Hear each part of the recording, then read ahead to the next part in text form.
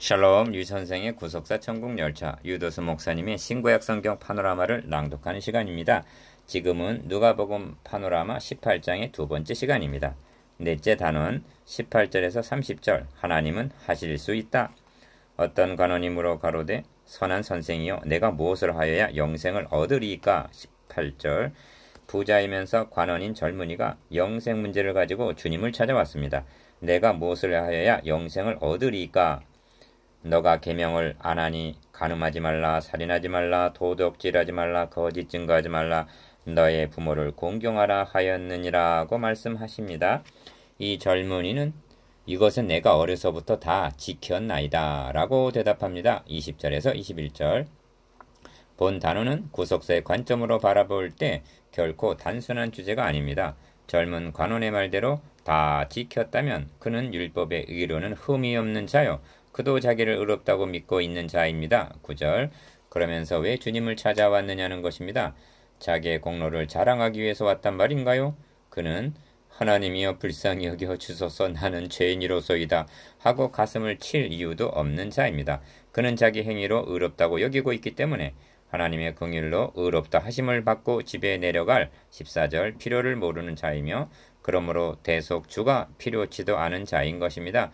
왜냐하면 주님은 의인을 부르러 온 것이 아니요 죄인을 부르러 오셨기 때문입니다. 마태복음 9장 13절 이것이 주님 당시 바리새인들이요 현대교회의 종교인들의 전형입니다. 성경은 이렇게 믿고 자부하고 교만하고 예수 믿는 사람들을 박해하다가 깨어져 영생 얻는 자에게 본이 된 한 사람을 소개하고 있습니다. 디모데전서 1장 16절 그는 바울입니다.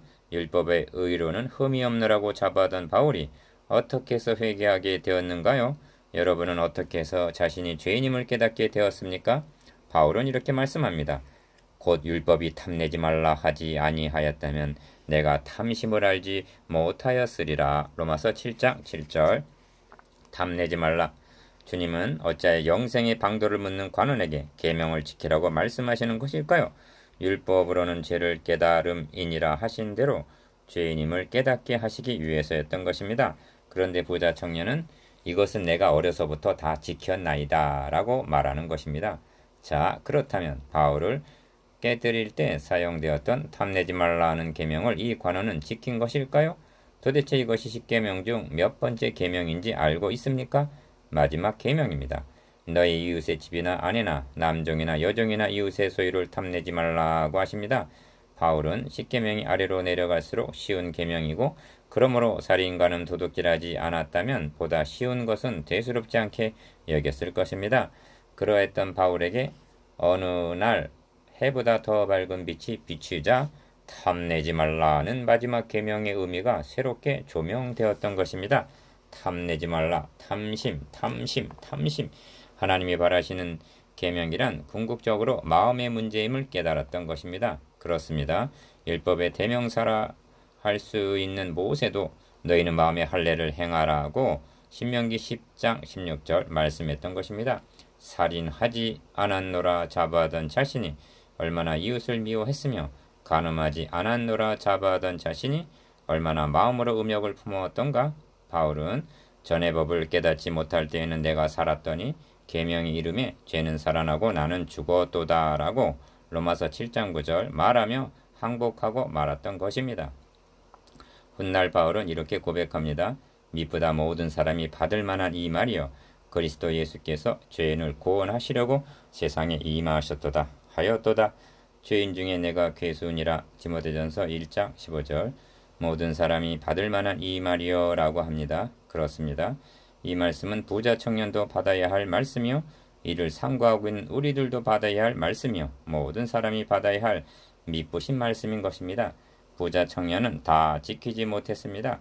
그리고 율법의 행위로 다 지킬 수 있는 사람이란 한 사람도 없습니다. 다만 회칠한 무덤같이 마태복음 23장 27절 겉으로만 번드르르하게 지키노라 하고 있을 따름입니다. 그러므로 바울의 급소를 찌르셨던 주님께서는 그의 급소를 찌르셔야 할 필요를 아셨습니다. 너에게 오히려 한 가지 부족한 것이 있으니 너에게 있는 것을 다 팔아 가난한 자들 나눠주라. 그리하면 하늘에서 보화가 너에게 있으리라. 그리고 와서 나를 좇으라 하시니. 22절 주님은 많은 재물이 젊은 관원의 우상임을 아셨습니다. 그는 어떻게 반응했습니까?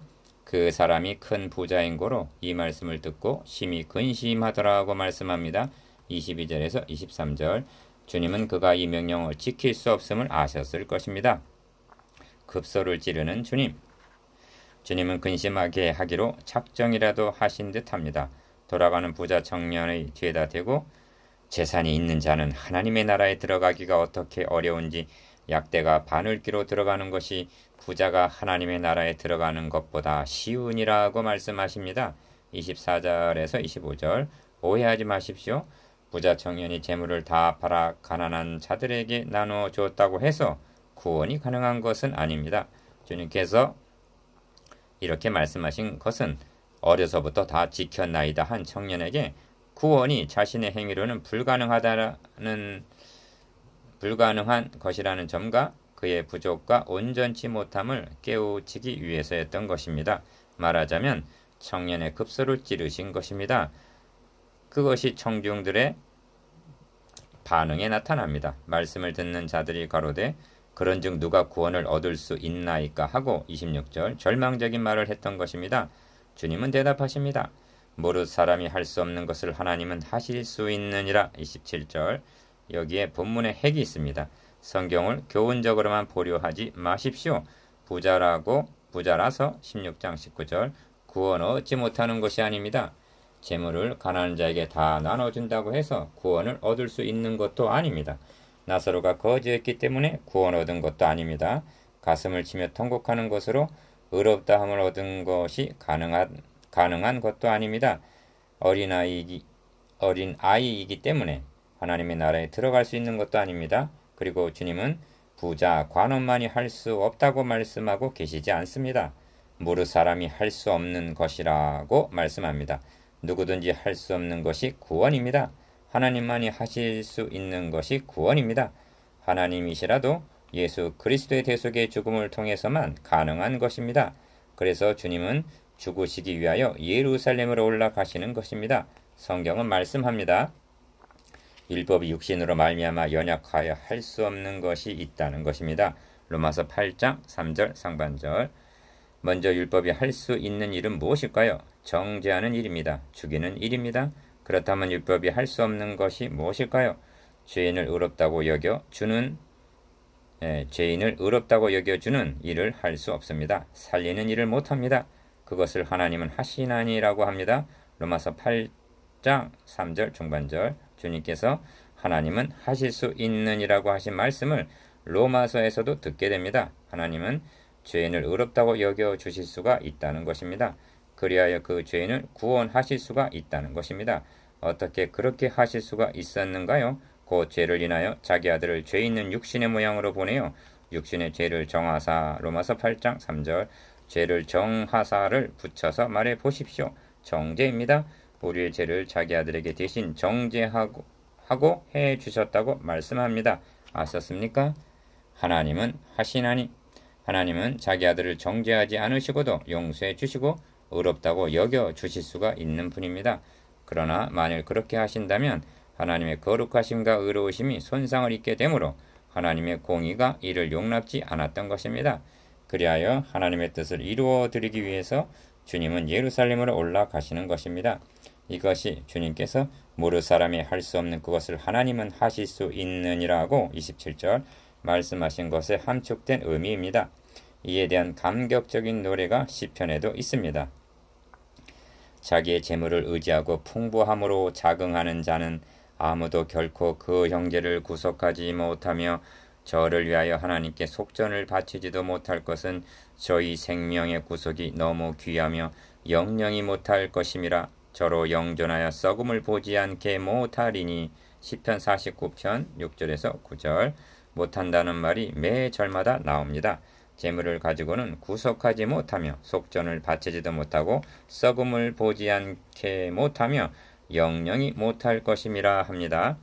하나님은 나를 영접하시리니 이러므로 내 영혼을 음부의 권세에서 구속하시리로다. 셀라. 시편 49편 15절.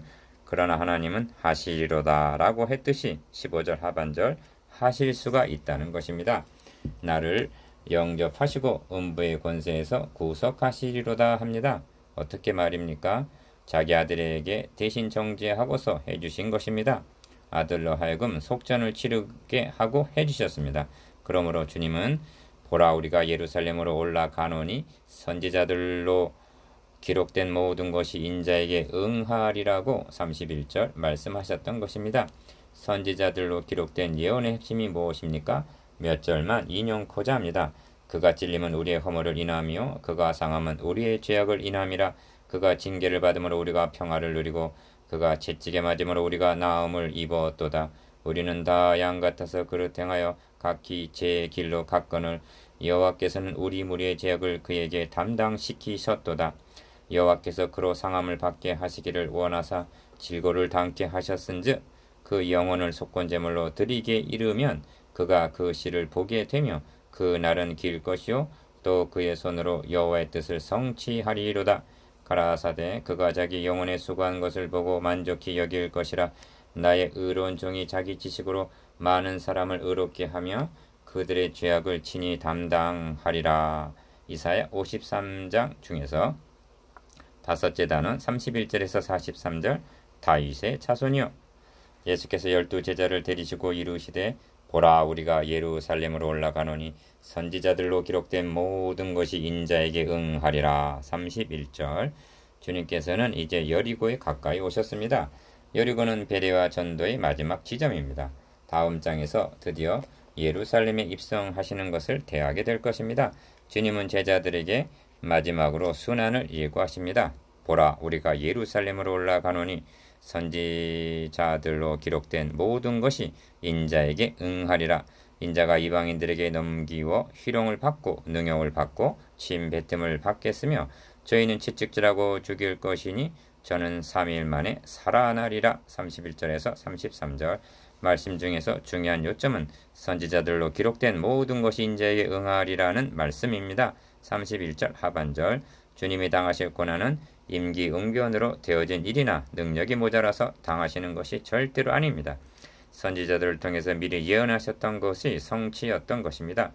이 점을 누가는 속편인 사도행전에서 형제들아 너희가 알지 못하여서 그리하였으며 너희 관원들도 그리한 줄 아노라고 말씀합니다. 만일 누가가 여기서 멈췄다면 주님의 죽으심은 사고사로 취급되었을 것입니다. 기록된 모든 것이 응하리라. 그러나 하나님이 모든 선지자 입을 의탁하사 자기의 그리스도의 해 받으실 일을 미리 알게 하신 것을 이와 같이 이루셨느니라고 증언합니다. 사도행전 3장 17절에서 18절 그러므로 주님께서 고난을 당하심은 그가 하나님의 정하신 뜻과 미리 하신 대로 내어준 바 된 것이었음을 명심해야만 합니다. 사도행전 2장 23절 그러므로 주님께서는 예루살렘을 향하여 올라가시면서 9장 44절, 17장 25절, 그리고 18장 31절에서 순환을 일관되게 말씀하셨던 것입니다. 그 중에서 본문이 가장 자세하게 하신 말씀입니다. 그럼에도 불구하고 제자들이 이것을 하나도 깨닫지 못하였으니 그 말씀이 감추었으므로 저희가 그 이르신 바를 알지 못하더라고 말씀합니다. 34절 그런 후에 여리고 소경의 기사로 이어지고 있습니다. 나를 불쌍히 여기소서. 그는 길가에 앉아 구걸하고 있었습니다. 많은 무리가 지나가는 것을 알고 이 무슨 일이냐고 물었습니다. 나사렛 예수께서 지나신다고 말해주었습니다.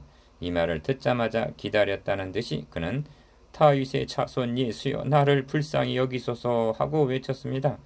호칭을 유의해 보십시오. 무리는 나사렛 예수라고 말했습니다. 부자 청년은 선한 선생님이라고 불렀습니다. 그런데 소경은 다윗의 자손이라고 부르고 있는 것입니다. 다윗의 자손이란 말은 하나님께서 다윗에게 언약하신 그리스도를 가리키는 말입니다. 천사는 마리아에게 저가 큰 자가 되고 지극히 높으신 이의 아들이라 일컬을 것이요 주 하나님께서 그 조상 다윗의 위를 저에게 주시리니 영원히 야곱의 집에 왕 노릇하실 것이며 그 나라가 무궁하리라고 전해주었습니다. 누가복음 1장 32절 또 사가랴도 성령의 충만함을 입어 우리를 위하여 구원의 뿔을 그 종 다윗의 집에 일으키셨으니 이것은 주께서 예로부터 거룩한 선지자의 입으로 말씀하신 바라고 말씀했습니다. 누가복음 1장 67절에서 70절, 이것이 다윗의 자손의 의미입니다. 그러나 주님께서 마지막으로 순환의 예고를 하시는 이제께서 예수님을 다윗의 자손으로 부른 자는 아무도 없었습니다. 그러나 주님께서 마지막으로 순환의 예고를 하시는 이제까지 예수님을 다윗의 자손으로 부른 자는 아무도 없었습니다. 이 장면을 이렇게 구성해 보십시다. 주님께서 무리를 향하여 물으셨습니다. 너희는 나를 누구라 하느냐? 나사렛 예수시니이다. 선한 선생님이십니다. 그런데 갑자기 구걸하던 소경이 외쳤습니다. 주님은 다윗의 자손이니이다. 나를 불쌍히 여기소서. 그만큼 다윗의 자손이란 말은 무게가 있는 말씀입니다. 이는 다름 아닌 소경의 신앙 고백이었던 것입니다. 제자들은 그 말씀이 감추었으므로 알지 못했다고 말씀합니다. 제자들은 눈은 떴으나 영적인 소경이었고 소경은 눈은 감았으나 영 안으로 예수님이 누구이신가를 밝히 알았던 것입니다. 보아라, 너의 믿음이 너를 구원하였느니라 하고 42절, 믿음으로 구원을 얻었음을 말씀합니다. 부자 관원은 선생님이여, 내가 무엇을 하여야 영생을 얻으리까? 라고 물었습니다. 주님에 대한 호칭도 질문 내용도 근본적으로 잘못되었던 것입니다. 무엇을 행함으로 영생을 얻을 수 있는 사람이란 한 사람도 없습니다. 오직 믿음입니다. 부자 청년도 행함이 아니라 나를 불쌍히 여기소서라고 말했어야 했습니다. 곧 보게 되어 하나님께 영광을 돌리며 예수를 좇으니 43절 상반절, 부자 청년은 근심하며 돌아갔으나 구걸하던 소경은 하나님께 영광을 돌리며 기뻐하며 예수를 쫓았습니다. 백성이 다 이를 보고 하나님을 찬양하니라.